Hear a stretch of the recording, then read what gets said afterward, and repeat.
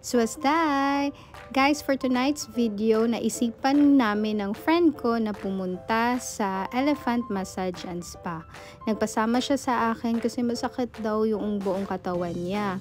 Kaya naisipan kong sumama din sa kanya para hindi din ako ma-stress. We go here every month, once a month, pero mas maganda sana kung twice. Kasi yun daw yung much better, sabi ng doktor. And mawala yung stress pag nagpapamassage. Kaya, magpamassage na tayo. Kung may pera. Anyways, nandito na kami sa Elephant Massage and Spa. Yung friend ko yung nag-recommend dito, Filipino friend, sabi niya maganda daw dito. And 24 hours sila open, so kahit anong time pwede ka makapasok. Ang sabi nila guys na pwede daw matulog dyan after massage. Just that you need to pay. And yan, nagbayad na yung friend ko, yung pamasahe pala namin kasi we're from TK, so it's around 9,000. Medyo malayo siya guys. And kung sasakay ka ng tuk-tuk, much better na magbigay ka ng star sa driver para maging happy sila.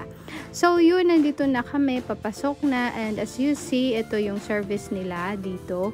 And napili namin ng friend ko magpa-oil massage. Ang oil massage pala guys is $10, equivalent to 500 pesos. So, 1 hour, $10.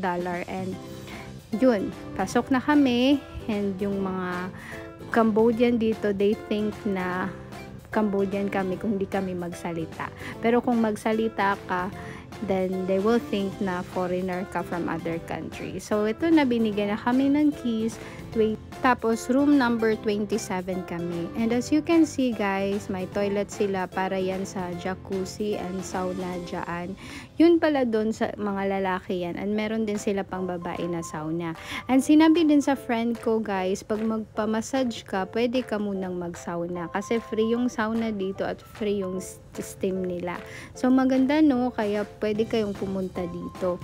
And iba-iba din yung room nila. Kung gusto mo, VIP room, magandang room, then you need to pay. Hindi ko lang alam how much, pero affordable naman siya. So, nandito ito yung na ano namin, kasi $10 lang naman. So, okay siya. Medyo maliit nga lang, pero yung kwarto maganda. Kasi yung wallpaper niya maganda. And then, presentable tingnan. So, meron silang pa-damit. Yan. Sinusuot yan pag magpa-body massage ka. Pero pag oil massage ka, wala ka ng damit. Paano sila magmamassage sa'yo. So, yun na nga. Yun, magpalit muna kami. Then, I'll try to off the light. Bawal makita. Ang hindi dapat makita. And to make the long story short, tapos na. Yay, we're done. And I was satisfied sa kanilang pag-massage. Oil massage is the best for me. So, pauwi na kami guys. From 1 to 10, masabi ko 8. They massage well, especially yung ngayon.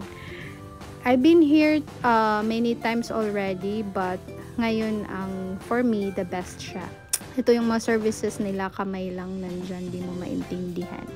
And ito, then may card sila, kumuha ako para in case tumawag na lang ako, and then matingnan ko kung how much yung mga services nila.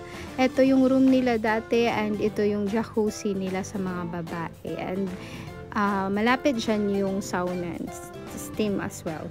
So, yun, pauwi na kami. That's all for today's video. So, huwag kalimutan na alagaan din ang self and magpamassage para mawala yung stress.